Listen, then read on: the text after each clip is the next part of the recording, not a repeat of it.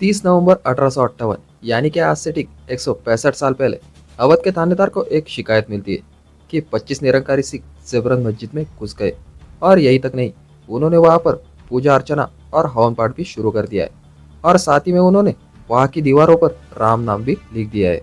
उस दिन मस्जिद में घुसने वाले उन निरंकारी सिख का नाम था बाबा फकीर सिंह खालसा।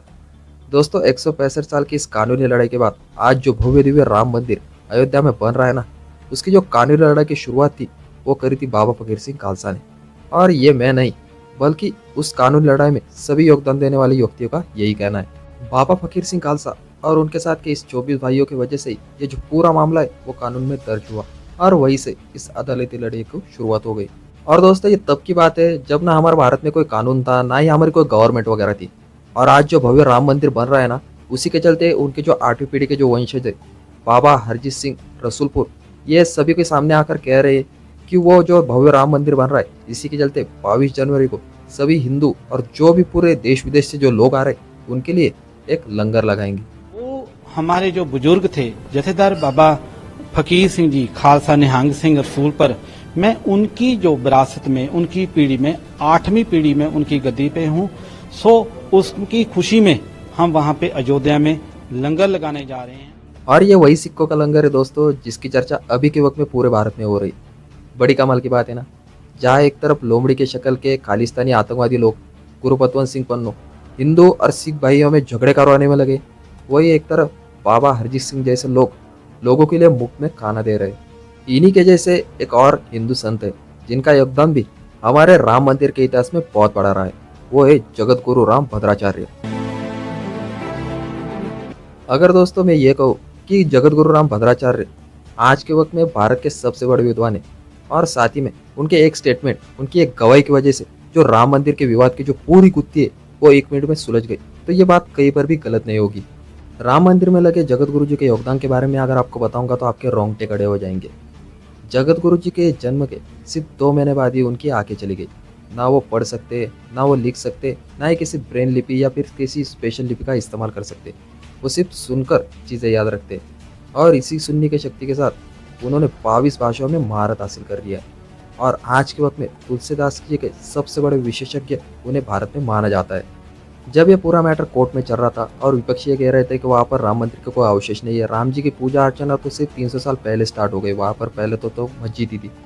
लेकिन जब जगत गुरु जी राम जी की तरफ से उस कोर्ट में अपनी गवाही देने गए, तो उन्होंने वेदों का और ऋग्वेद में जो पूरा मेंशन किया था कि राम मंदिर के अवशेष वगैरह, उसी के चलते आगे चलकर रिसर्च वगैरह हुई, वहाँ पर आर्कियोलॉजिकल सर्वे वगैरह हुआ, और उसी के चलते उस जगह पर राम जी के अवशेष मिले। और इससे जो पूरी गुत्थी है, जो मतलब जो कोर्ट में चल रही थी, वो सुलझ गई। इसी के चलते वहाँ के जजेस ने यह कहा कि आज मैंने भारतीय प्रयत्न का चमत्कार देख लिया। जो आदमी आंखों से देख नहीं सकता, वो वेदों और शास्त्रों के विशाल वाक्यांश से उदाहरण पेश कर रहा है। सच में कमाल है ना दोस्तों। मतलब जो आदमी आंखों से देख नहीं सकता, वो हमारे वेदों और शास्त्रों का प्रमाण देकर इतनी बड़ी गुत्थी जो इतने सालों से चल रही थी, उसे एक चुटकी में सुलझा सकता है। और सच में हमारे वेदों का प्रमाण देकर जगत गुरु जी के सामने जो पूरे जजेस है और जो पूरा विपक्षी दल है, उसे डायरेक्टली नतमस्तक होना पड़ा। और सच में इसके लिए उन्हें कोटि कोटि प्रणाम है। गए 8 दिन सतना जेल में रहे, पुलिस के डंडे खाए, और डंडे खाने पर ये मेरी कलाई टेढ़ी हो गई है। माने मेरी शारीरिक क्षमता को भी पुलिस ने नहीं बख्शा, पर मैंने प्रसाद मान लिया। इन संतों महंतों के बीच जो आम लोग हैं, उनका जो मतलब योगदान रहा है राम मंदिर में, उसे भी हम नहीं भुला सकते। और उसी में से जो प्रमुख नाम सबसे ज्यादा लिया जाता है वो है कोठारी बंधु। कोठारी बंधु वो लोग थे जिन्होंने विवादित ढांचा यानी कि बाबरी मस्जिद पर सबसे पहले अपना भगवा फैलाया था। उनके एक दोस्त ने उनकी एक किताब में लिखा है, ये दोनों भाई बनारस से लेकर फूलपुर तक कैसे तो भी रेलवे और टैक्सी पकड़ कर गए। वहां से लगभग फूलपुर से अयोध्या ये दोनों भाई पैदल चलकर अयोध्या तक गए। और उसके बाद जब ये झंडा फैलाना वगैरह हो गया, उसके बाद जब पुलिस ने गोलीबारी स्टार्ट कर दी जो पूरे कार सेवक के ऊपर, उसी के चलते उन 2 भाइयों की हत्या हो गई। कहा जाता है कि शरद कुमार और राम कुमार के इस इंसिडेंट के बाद ही 10 दिन बाद उनके बहन की शादी थी, और उनके मतलब 2 बेटों के जाने की वजह से कुछ दिन बाद उनके माँ बाप की भी मृत्यु हो गई। लेकिन आज जो मतलब भव्य राम मंदिर बन रहा है, उसके चलते उनके बहन को अपने भाइयों पर बहुत ज़्यादा फख्र है। ये वगैरह पहन के रखते हैं ना, मैंने पायल खोल दी अपने पाँव से कि वो छन छन कर रही थी, नहीं अच्छी लग रही थी। मैंने पाजेब खुली और पिताजी को ढूंढा। मैंने बोला पिताजी कहाँ हैं, पिताजी को खोजा ऊपर नीचे, तो पिताजी मिले। मैंने बोला पिताजी को कि मुझे अयोध्या जाना है, भैया और के पास जाना है। अभी ये मस्जिद का गुंबद गिराने की नौबत क्यों आई, उन कार सेवकों पर पुलिस वालों ने गोलीबारी क्यों की, ये बहुत ही बड़ा इशू है जिस पर सिर्फ एक डिटेल वीडियो अलग से लेकर आऊँगा। लेकिन उसके बाद जो एएसआई का सर्वे हुआ उसमें ये पूरा साफ साफ पता चल गया कि वहाँ पर राम मंदिर के अवशेष थे और यहाँ पर मस्जिद से पहले राम मंदिर ही था। अगस्त 2020 में जब अयोध्या में राम मंदिर के भूमि का भूमि पूजन हुआ तब सबसे ज़्यादा ये तस्वीर वायरल हुई। ये इंसान कोई और नहीं जिसे लोग प्रभु श्री राम जी के जो परम भक्त थे हनुमान जी का अवतार कहते हैं। ये 95 साल के पराशरन जी, जिनके लाइफ का सिर्फ एक ही एजेंडा था कि मेरे जीते जी ये राम मंदिर का जो पूरी जो गुत्थी है, जो पूरा मैटर है वो सुलझ जाए। और एडवोकेट के रूप में राम पक्ष की ओर से अदालत में लड़ने वाले ये एडवोकेट थे। जब वो कोर्ट में लड़ रहे थे तब उनकी उम्र थी 92 साल। और 2020 में जब भूमि पूजन चल रहा था तब इस व्यक्ति की आंखों से आंसू आ रहे थे।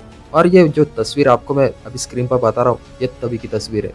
दोस्तों इनकी उम्र 95 साल, यानी कि इंदिरा गांधी से लेकर अब तक जितने भी पीएम हो चुके हैं ना, उन सभी के ये प्रिय रह चुके। लेकिन अपने आदर्श, अपनी विचारधारा, इससे इन्होंने कभी भी समझौता नहीं किया। और इसी के चलते राम पक्ष की ओर से जो फैसला आया ना, उसमें इनका योगदान बहुत बड़ा माना जाता है।